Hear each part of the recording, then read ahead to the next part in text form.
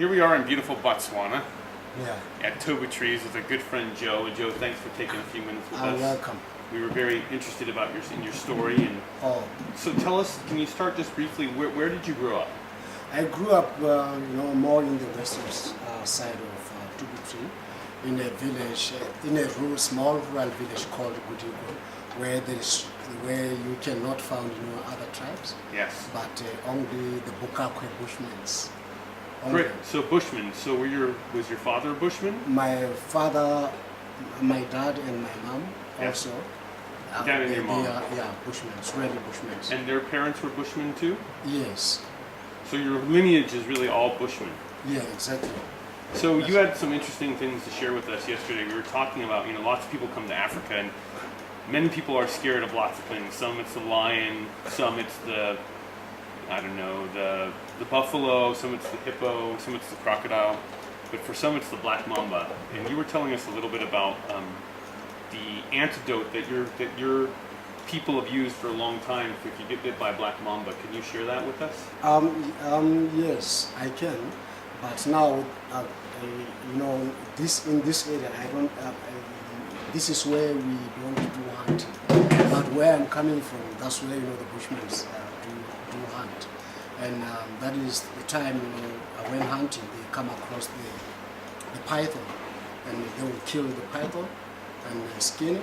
After skin it, and they take the gallbladder of the python and mix that gallbladder with the same fat from the same python, and they will take that mixture with them whenever they go out hunting, so that if somebody is bitten by a black man or a cobra, they will use that mixture to apply to the bite, so that you will quickly drains out your venom. And you said you saw your father bit one time. Yes, that was last year. My sister was bitten by a black mamba, and my father did that. I saw that live, and she is still alive. Wow. Yeah. And how do they apply the mixture from the python? This gallbladder together with the fat. After mixing, they will just go out to look for a honey hive, and then make a groove on top of that tree where the honey hive is, just to make a groove to take out the honey. After taking out the honey, they will even collect the wax from the honey hive, and they will make a round instrument. Yeah, that's where they store the mixture. And when they apply it, do they just put it on their fingers and rub it on the wound? What they do to apply it, python is not one of the venomous. It's not venomous. Yes. Yeah. So they just use their hand to apply. But the meat of the python, they eat the meat. So the snake is not wasted. They eat the meat. They use the gallbladder. Yes, even the puff adder, if they come across it, they kill it, and they will just make a fire and roast it and eat. It's very nice. Yes. Yeah, and sometimes they can, there is another way of treating somebody for you to not be affected if you are bitten by these venomous snakes. So what they do, they will just take out the fangs, the teeth of the snake, the fangs. Remember, they are grouped, and that's where they inject the venom to the body of the victim when biting, but they don't spray the venom out. So what they do after killing a black mamba, they will take out the fangs and then burn the fangs. And they take this decoction of the fangs, mix it with the fat of the same snake, and they will tell you, open your mouth, and you open your mouth, and they will tell you not to look, to somebody who put that inside your mouth, because once you look, you will see that black thing in it. So you just close your eyes and open your mouth. And so they mix the fat of the same snake with its venom, and then basically have you close your eyes and they put some in your mouth. The the things together with the venom. Yes. The venom can affect you if you have, wounds Yes. or ulcer inside your intestine. That's when you will be affected.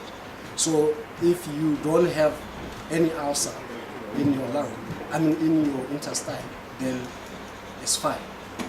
If you are treated like that, then although if you get bitten by a cobra or a black mamba, then you are very safe.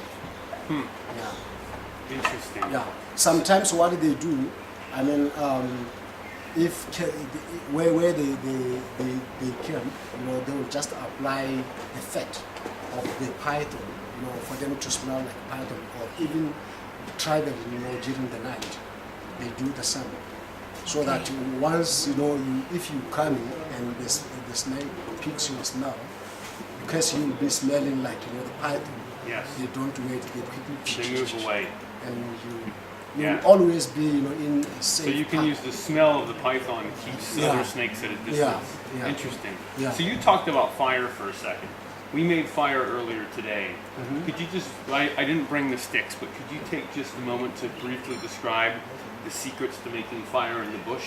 Okay, what you do, you just make a groove, four-corner groove, and then in the middle part of that four-corner groove that you've cut it, you little bit deepen it with the sharp edge of your knife. Okay.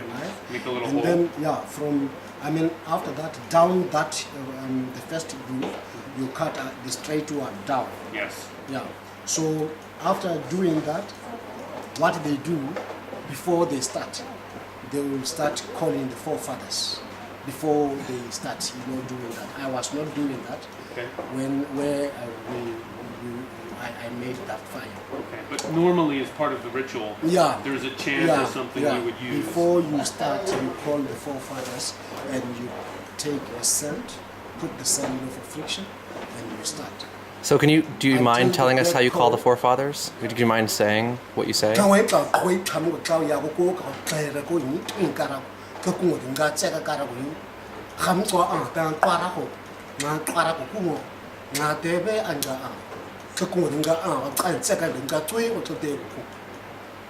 That's fantastic. Yeah. And basically, what are you calling for? What are you asking? Just for blessings, also for that black coal of the fire to flow easily, because sometimes it can take too long for the black coal to come. Right. And then it And will. where you set it, the first fire, if you are with young boys, if Barry, set that fire, where you will be setting that fire for the first time, then the young boys like you go away. The first food to be cooked in that fire is for the adults only, and then if they wanna cook for themselves, then they take the fire, set it aside, and they cook for themselves.